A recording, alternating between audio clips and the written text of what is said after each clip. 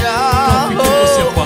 Adakah kau lupa ataupun kau buta, kau dan aku hamba? Kau fikir kau raja?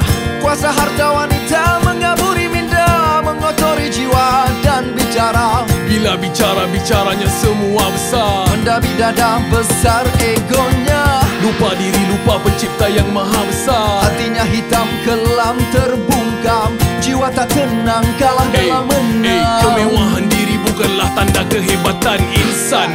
Berteduh di bumi Tuhan, fikirkan saat nyawa ditarik keluar badan. Tiada siapapun yang tahu rahsia Tuhan. Siapa dulu pergi dulu, mungkin aku, mungkin kamu. Wow, kau katakan tunggu dulu, kau belum 50, sedang kematian laju mengejarmu.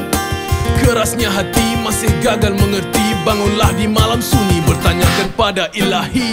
Adakah kau rasa dunia isinya hanya kau yang punya? Kau fikir kau siapa?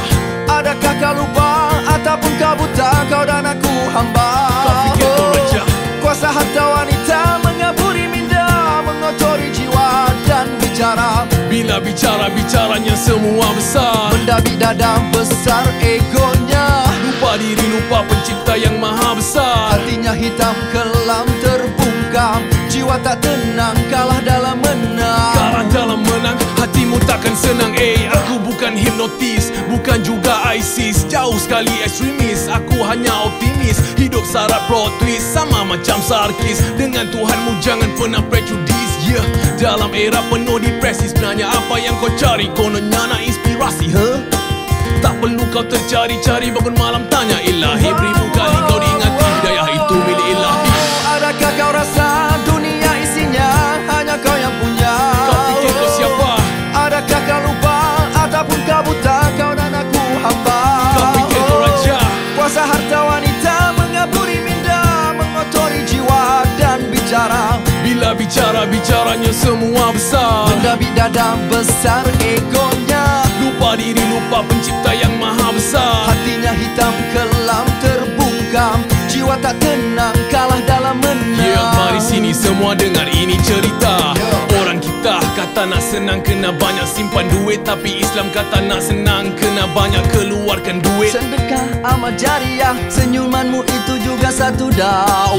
Orang kita kata sakit itu bala, tapi Islam kata sakit itu penghapus dos. Sabarlah walaupun kau sedang kecewa. Biarkan engkau miskin harta dan kuasa, tapi jangan kau miskin jiwa. Adakah kau rasa dunia isinya hanya kau yang punya? Kau fikir kau siapa? Adakah kau lupa ataupun kau buta, kau dan aku hamba? Kau fikir kau raja? Kuasa harta wanita mengaburi minda, mengotori jiwa dan bicara. Bila bicara, bicaranya semua besar.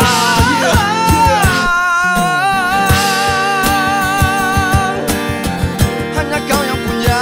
Kau fikir kau siapa? Adakah kau lupa ataupun kau buta, kau dan aku hamba? Kau fikir kau raja?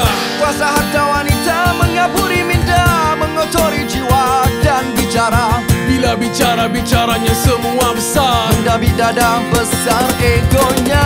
Lupa diri, lupa pencipta yang maha besar. Hatinya hitam kelam terbungkam, jiwa tak tenang kalah dalam menang. Kemewahan diri bukanlah tanda kehebatan.